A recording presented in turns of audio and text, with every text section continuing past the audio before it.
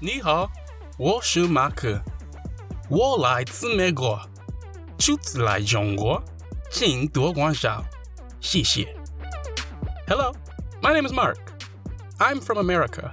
This is my first time in China. Please bear with me. Thank you.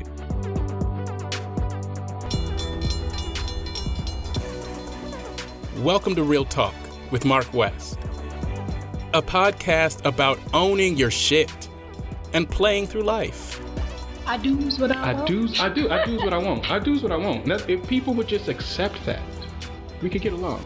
Come for me if you want to. I ain't scared. Shit, I bike in Chicago. I feel like I'm Neo in the Matrix, but I suck at it. I'm dodging right into the bullets, you know? This is good therapy. I'm your host, Mark West.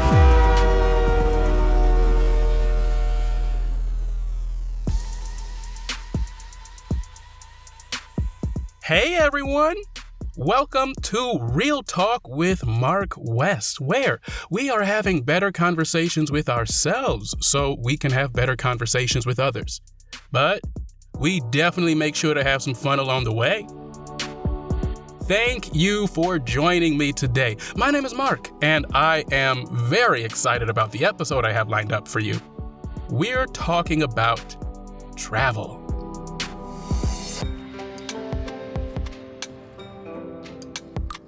Very few experiences have had a greater impact on my life than my trip to China back in 2011. As part of a cultural exchange program between the University of Illinois and various Chinese universities, myself and a select number of students from my acting program traveled across China, performing, learning different traditional Chinese art forms, and meeting great people who quickly became friends. What stuck out the most was how easy it was to forge meaningful relationships and have conversations with people when neither one of us spoke the other's language, on and off the stage.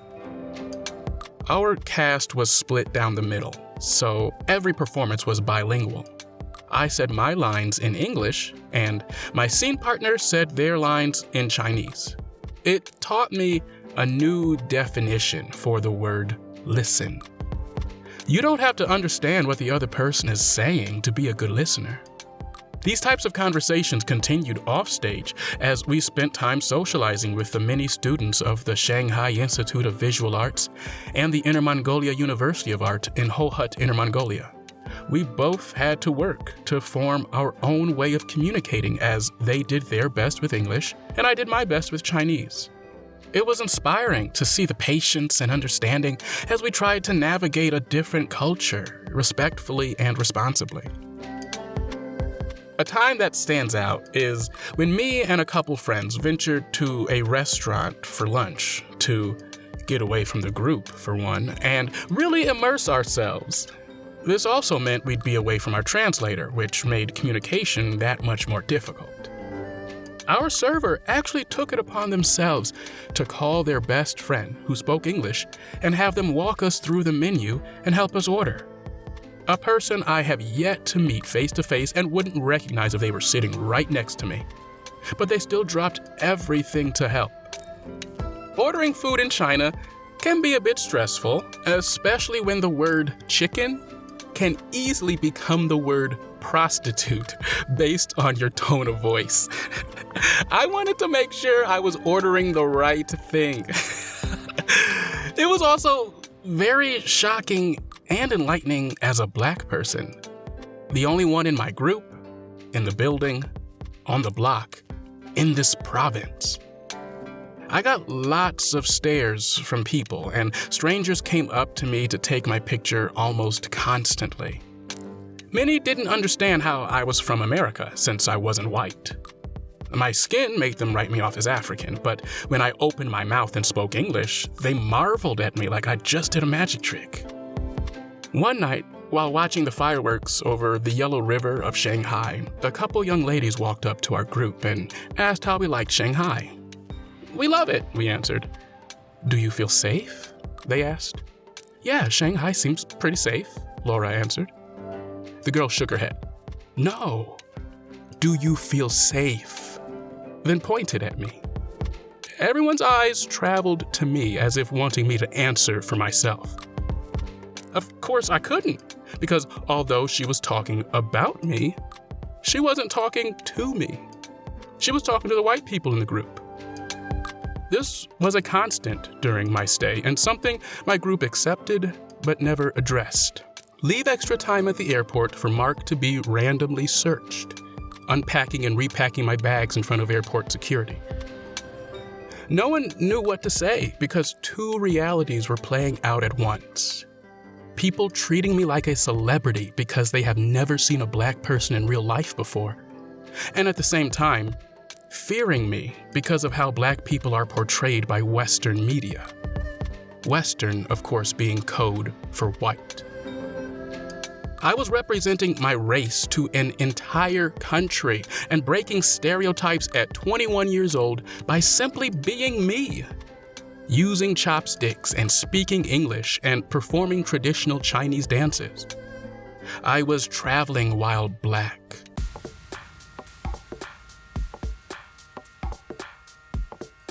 I honestly cannot wait to go back there. China. I love the food, the culture, the people, the views.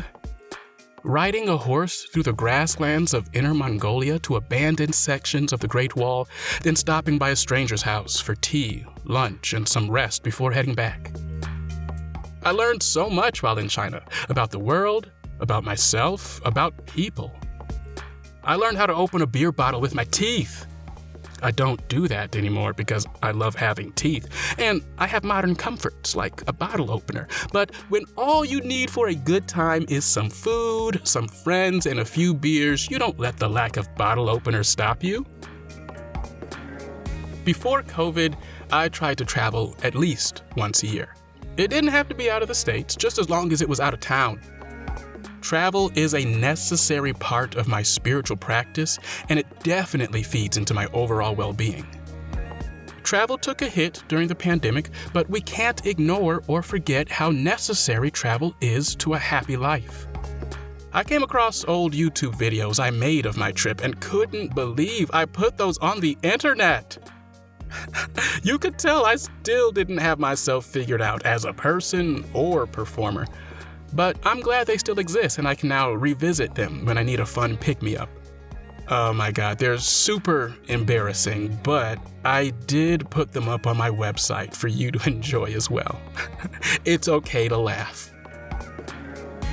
I'm really excited about this week's guest because it's someone I've been trying to get on the show since episode 1. And that's none other than my good best friend, Christina, aka Tina Chris Roman. Christina and I have been friends since high school, and I'm not gonna lie, we were the sexy power couple people like to watch. We ate lunch together, went to games and dances together, and everyone, especially our parents, was certain that something had to be going on. We couldn't be spending all this time together and just be friends. Well, surprise everybody, we both gay. And we still get together and get up to no good like we used to. I'm talking to Christina because she is a beautiful, melanated person like me, who I know loves to travel. One of the many things I appreciate about her because it means we can travel together. I love my friend. She just got back from a trip to Lake Tahoe with her family where she celebrated her anniversary, but before she left, she took time for a video chat from Phoenix, where she lives, to talk about the importance of travel, especially as a person of color, and how travel has benefited her life and fed into her overall happiness.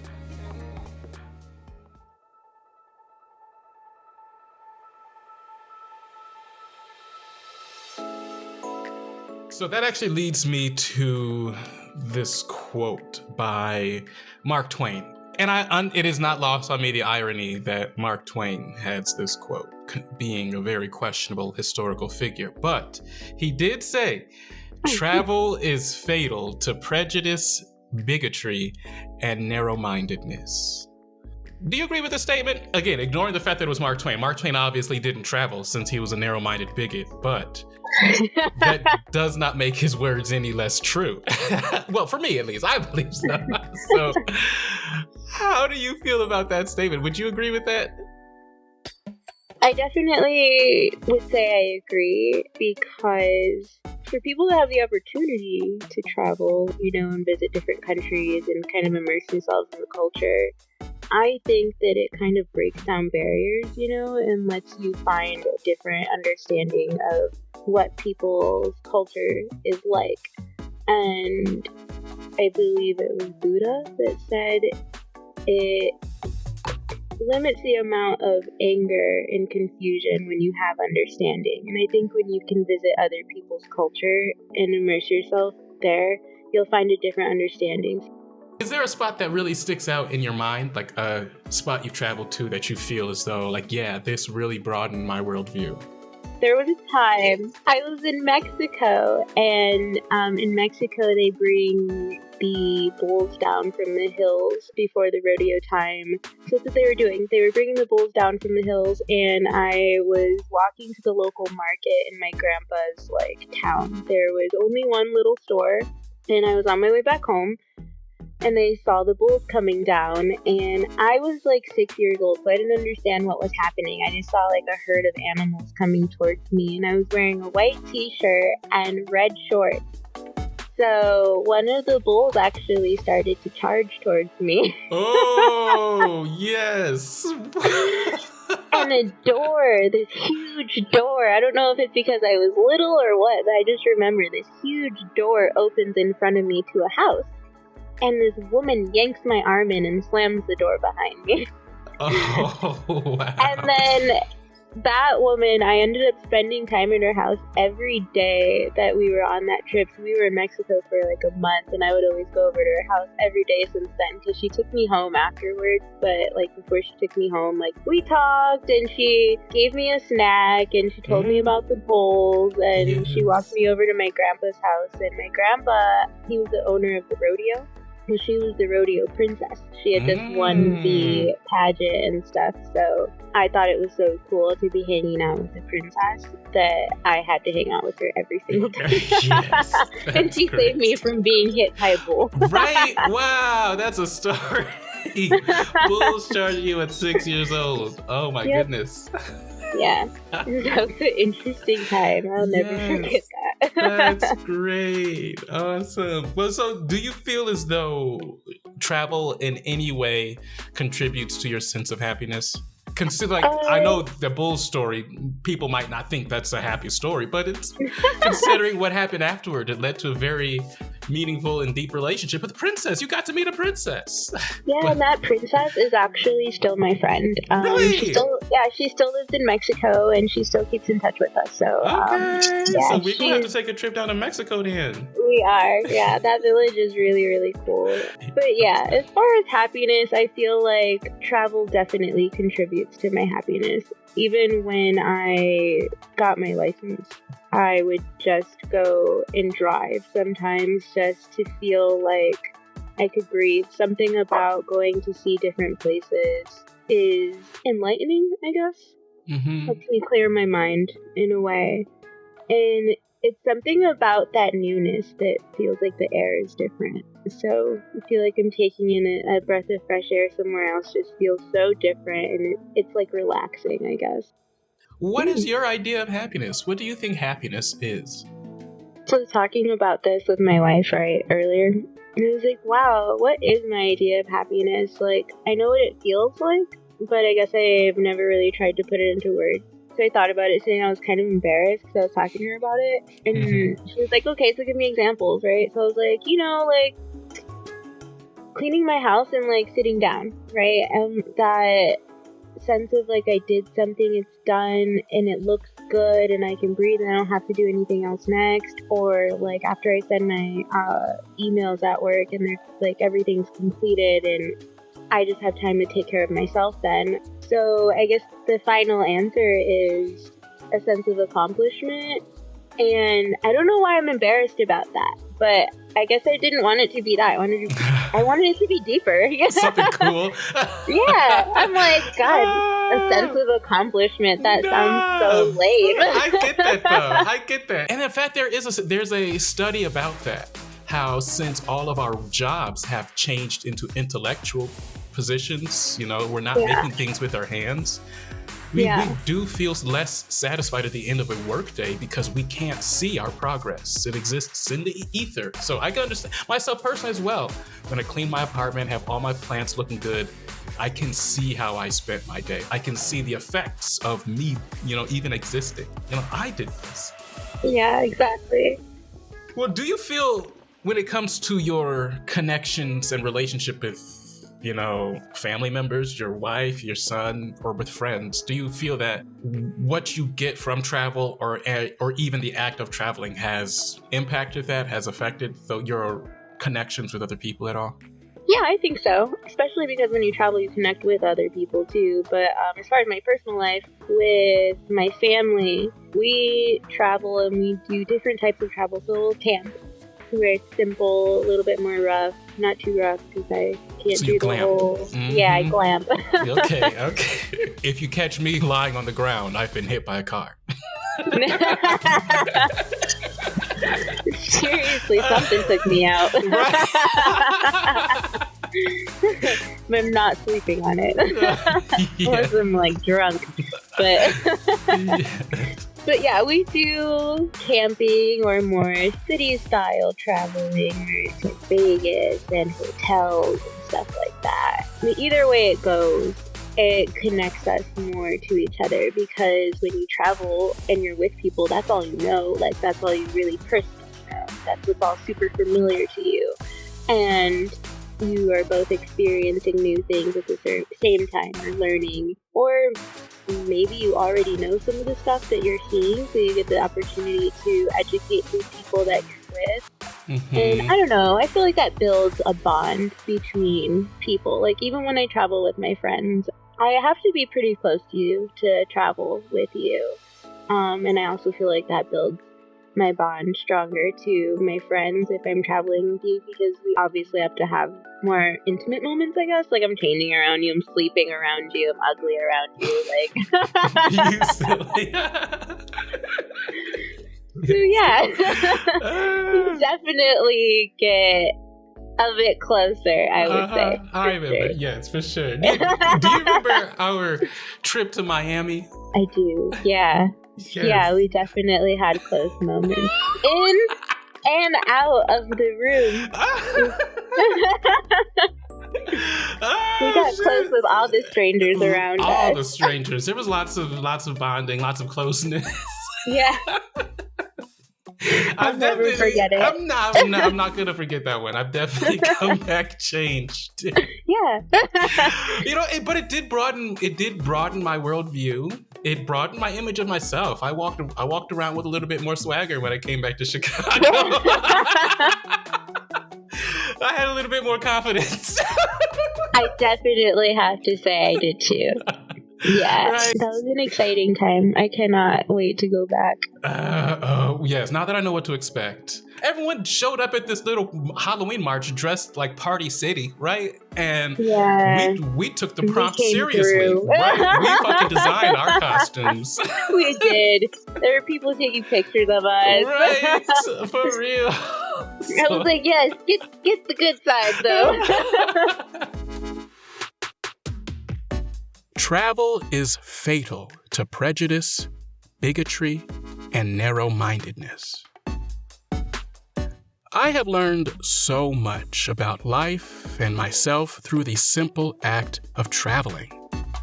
I've been given a broader worldview, a greater sense of self, and a deeper connection with the world around me.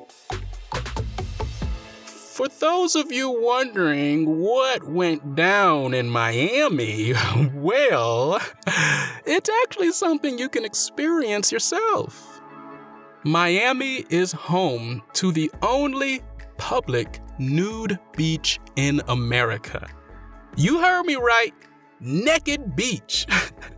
If you don't believe me, well, you should check out my IG. because I posted proof. HeyMarkWest.com for the link. I rang in my 30th birthday in Miami, which falls around Halloween, and when Christina and I heard this nude beach was a thing, we thought, well, YOLO. And I'm honestly glad we did. It was a fun experience.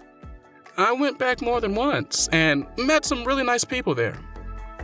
Travel is not a luxury reserved for the elite few, those who have disposable time and income. It's a vital part of understanding life, yourself, and other people. Because if experience is the best teacher, then travel is the best experience.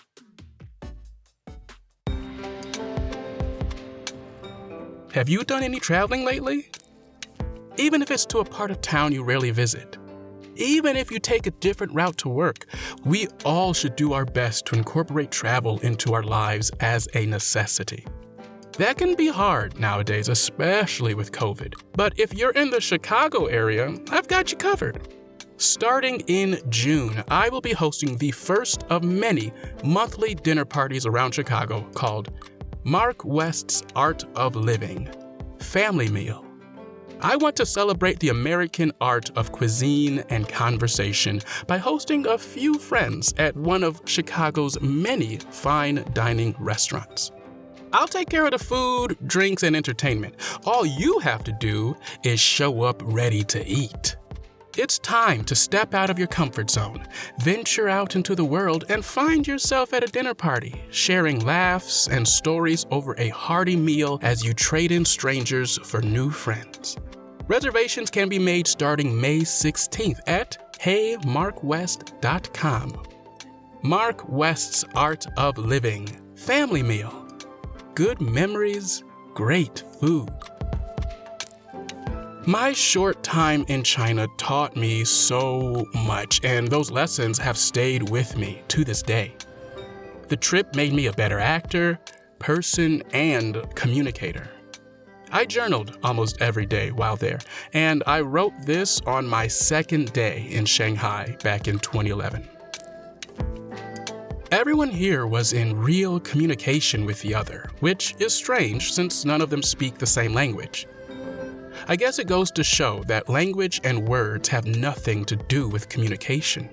Words are stupid. They are never adequate enough in communicating how you really feel in the moment. I see that now. We didn't speak the same language, but I knew exactly what was going on with my scene partner. The more interested and fascinated you are with the other person on stage, the more interesting and fascinating you are to watch. The most beautiful souvenir of travel is a broader perspective. When you come home and implement that broader perspective, that makes travel a political act. I'll see you in 2 weeks. Thank you so much for hanging out with me today. I really hope you enjoyed this episode. If you got something out of it, please leave a review, follow and subscribe, and of course, share this episode with a friend. It takes just a couple seconds, but the impact and my gratitude are immeasurable as every little bit helps in growing awareness. To find more episodes, or to talk back to me about your journey, visit HeyMarkWest.com.